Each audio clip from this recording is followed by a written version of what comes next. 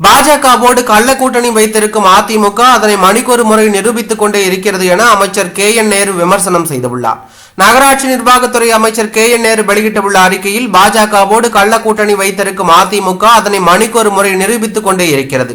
அதிமுக பொதுக்குழுவில் நிறைவேற்றப்பட்ட தீர்மானங்களில் திமுக அரசுக்கு எதிரான தீர்மானங்களுக்கு கண்டனம் என்றும் மோடி அரசுக்கு எதிரான தீர்மானங்களில் வலியுறுத்தல் என்றும் சொல்லி கோழைச்சாமி பாஜக பாசத்தை வெளிப்படுத்தி இருக்கிறார். பழனிசாமிக்கு மோடி என்றால் பயம், அமித்ஷா என்றால் பயம், அமலாக்கத்துறை பயம், CBI பயம், வருமான வரித்துறை பயம், ஆளுநர் பயம், ரெய்டு பயம், சின்னம் பறிபோய்விடுமோ என்கின்ற பயம், இப்படி பழனிசாமியின் பயப்பட்டியலும் எல்லாம் பயம் மயம் என சீன பெருஞ்சுவர் போல நீள்கிறது. புலிபாண்டி என அழுத்தம் கொடுக்கும் எடப்பாடி பழனிசாமி அவர்களே குடியுரிமை திருத்த சட்டத்தை அதிமுக ஆதரித்து வாக்களிக்காமல் இருந்திருந்தால் அந்த மசோதா மாநிலங்களவையில் தோல்வி அடைந்திருக்கும்.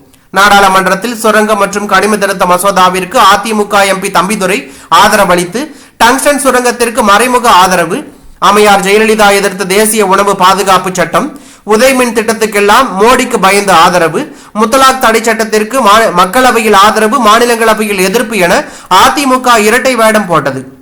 முஸ்லிம்களை அவதூறாக பேசிய அலகாபாத் உயர்நீதிமன்ற நீதிபதி சேகர்குமாரை பணி நீக்கம் செய்ய கோரும் தீர்மானத்தை 2024 மாநிலங்களவையில் கொண்டு வர ஆதரித்து கையெழுத்திட மறுத்தது.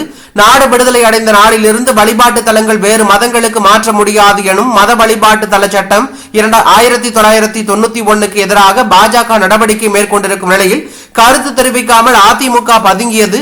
நான் ஒரு விவசாயி என்று சொல்லிக் கொண்டே மோடி அரசு கொண்டு வந்த 3 வேளாண் சட்டங்களை பலமாக ஆதரித்தது மட்டுமன்றி அவற்றை எதிர்த்தவர்களையும் கடுமையாக விமர்சித்த விஷவாயு நீங்கள்.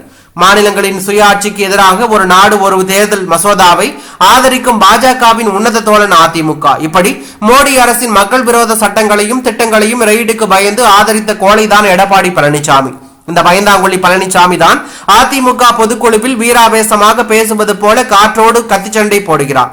பெட்ரோல் விலை உயர்வு, கேஸ் விலை உயர்வு என என்றைக்காவது கண்டித்து எடப்பாடி பழனிசாமி அவர்கள் அறிக்கை விட்டிருக்கிறாரா? அத்தனை பேரும் எதிர்பார்க்கின்ற கூட்டணி அமையும். 2026 அதிமுக மீண்டும் அரியணை ஏறும் என்றெல்லாம் பொதுக்குழுவில் ஆக்ரோஷமாக பேசி இருக்கிறார். கோழைக்கு ஆசை என்ன என்றுதான் கேட்க தோன்றுகிறது என அவர் தெரிவித்துள்ளது பரபரப்பையும் அதிர்ச்சியும் ஏற்படுத்தி உள்ளது.